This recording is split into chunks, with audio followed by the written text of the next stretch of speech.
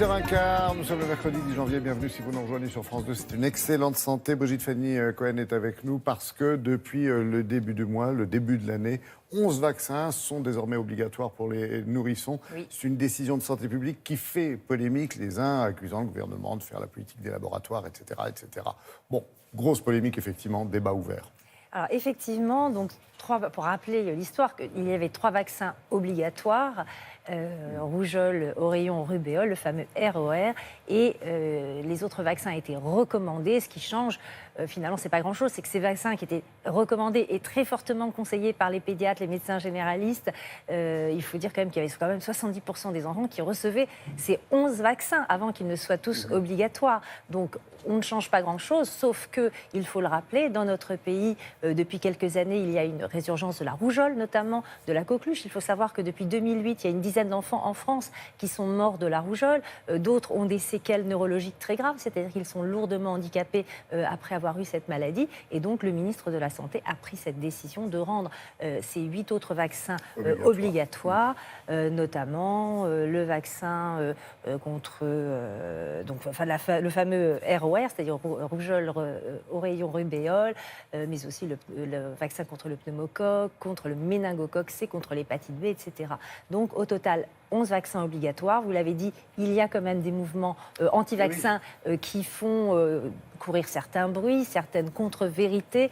Certains parents sont quand même inquiets aussi, ne savent plus exactement qu'est-ce qui va se passer. Est-ce que c'est 11 vaccins? Est-ce que ça va faire beaucoup d'injections? Est-ce que ça peut être néfaste pour le bébé? Est-ce qu'il peut y avoir des risques de maladie, comme ils ont pu le lire parfois sur des réseaux sociaux? Donc pour les rassurer, les réponses d'un chercheur de l'Institut Pasteur qui est spécialisé dans la vaccination. Le vaccin BCG apparaît aujourd'hui l'espoir le plus sûr d'enrayer la tuberculose qui coûte chaque année à la France 100 000 vies humaines.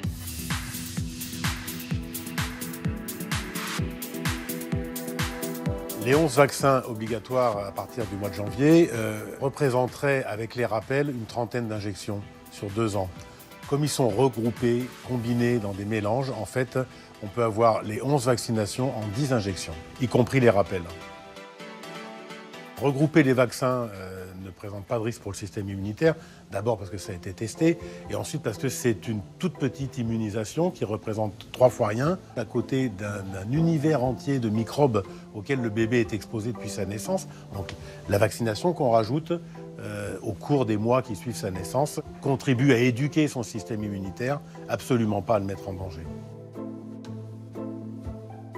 Les effets secondaires des vaccins, tous les parents les connaissent, c'est un petit cri à l'injection, une douleur, éventuellement une personne sur 100 ou sur 1000, une rougeur qui ne va pas durer longtemps, éventuellement pour le ROR un tout petit peu de fièvre, et les effets secondaires dits graves sont totalement inexistants, en tout cas pas mesurables à l'échelle de la population.